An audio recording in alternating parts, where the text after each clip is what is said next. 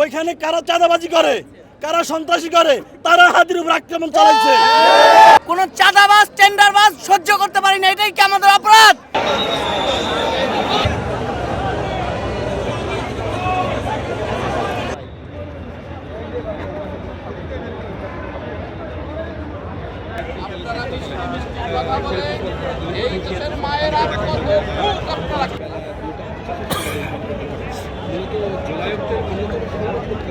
অনেকে বলেন হাদির উপর কি আক্রমণ করতে পারে, আর এটা একবারে সহজ, একবারে সহজ।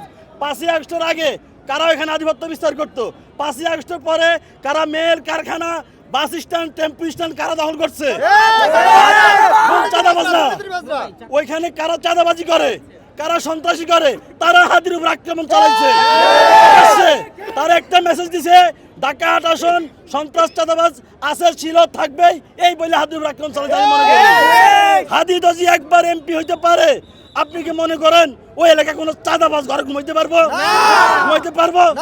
সেই হাদির বাংলাদেশের রত্ন, বাংলাদেশের গর্ব, যাকে নিয়ে আমরা সারা বিশ্বে সারা বিশ্বে তাকে নিয়ে তুলে ধরতে পারবো। একজন জুলাই সম্মুখ সারির যোদ্ধা, তাকে প্রকাশ্য গুলি করা হয়েছে।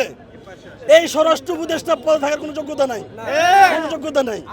পুরো হাদি শুধু একটা দলের না, ও আমাদের সবার, ধর্ম নির্বিশেষে পুরো বাংলাদেশের। ওর মতো একজন বিপ্লবীর গায়ে গুলি মানে পুরো বাংলাদেশের উপর গুলি।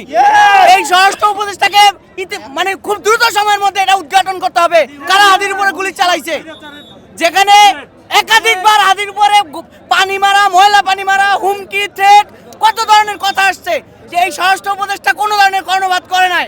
আজকে হাদির নিতর দেহ রিক্সা দিয়ে কিভাবে আসতেছে, এটা আমরা সহ্য করতে পারছি না। আমরা যারা জুলাই বিপ্লবে অংশ নিয়েছি, তাদের ভেতরটা রক্তক্ষরণ হচ্ছে। আমরা কোন চাঁদাবাজ টেন্ডারবাজ সহ্য করতে পারি না, এটাই কি আমাদের অপরাধ? এটাই কি হাদির অপরাধ? আমরা চাই অতি দ্রুত সময়ের মধ্যে হাদিরকে যারা গুলি করেছে তাদেরকে বিচারের আওতায় আনতে হবে এবং সম্মুখে নিয়ে আসতে হবে, আমাদের সামনে দাঁড় করাতে হবে। আমরা দেখতে চাই কারা আমাদের কণ্ঠ রোধ করতে চায়, আমরা দেখতে চাই কারা হাদিকে রোধ করতে চায়। আমরা সর্বশেষ হাদির সুস্থতা কামনা করছি।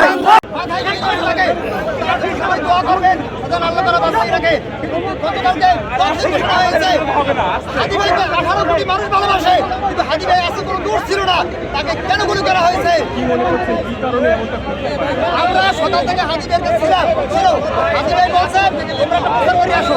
আমরা প্রচার করে সরদুদের মাঠে গেছি, সরদুদের মাঠে যাই শুনি তারে গুলি করা হয়েছে। আমরা সাথে সাথে এখানে চলে আসছি।